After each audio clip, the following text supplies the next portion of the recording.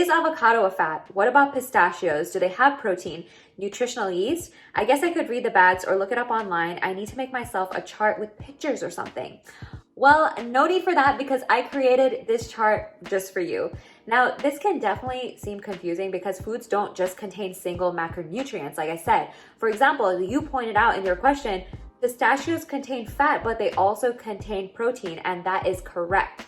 However, due to the percentage of the macronutrient, pistachios are mainly considered a fat. Even though at the end of the day, it does contribute a few grams of protein to your overall protein intake, I want you to look at pistachios and other nuts as a source of fat. Nutritional yeast is not a fat. In fact, it has very low fat. It's more of a protein, I would say. Clearly, I couldn't stop myself with these beautiful charts and graphics. I mean, you just put me on a roll here. But here are two examples of foods that I would consider a fat: pistachios and avocado. However, notice that there's 4 grams of protein in 85 grams of pistachios, but there's only 1 gram of protein in 85 grams of avocado. So these are both considered fat foods, but if you want to up your protein a little bit, I would opt for pistachios over avocados.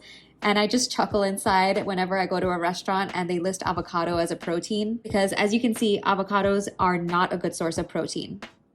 Now, don't let this chart scare you because fat is super important to consume. We need fat in our diet for our hormonal function. It also helps keep us full. It keeps us satiated meal to meal because fat sits in the stomach for longer, just like protein and fiber. So we want to eat things that are satiating and that are going to sit in our stomach for longer. Having enough fat in your diet is also super important to prevent essential fatty acid deficiency, because if we're not getting enough of omega-3s, it can result in hair issues and dry, scaly skin. Fat is also essential to get enough of so that we're absorbing the fat-soluble vitamins A, D, E, and K. Now hold up a second, because this is actually not the end of the story. There's actually different types of fat. So we have saturated, unsaturated, and trans, and that could be a whole video in itself. I could be talking for another like 30 minutes. Just kidding. I won't bore you with all of that. So if you want a separate video on that, let me know, because you know how much of a nutrition nerd I am. I would love to talk about it and show you